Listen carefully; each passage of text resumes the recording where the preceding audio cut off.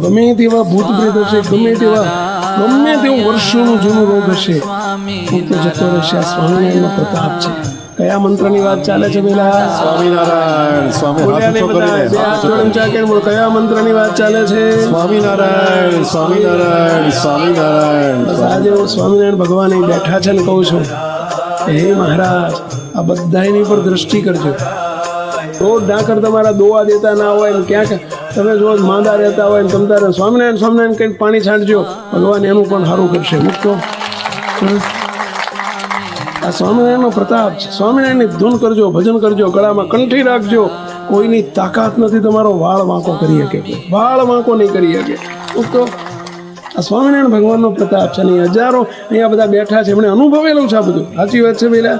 આ બધા કેટલાયના હજારોના એવા પાકા ઘર થયા છે, બધા સુખી થયા છે. આ સ્વામિનારાયણનું શરણો સ્વીકારે, આ લોકને પરલોક સુધરી જાય પહેલા.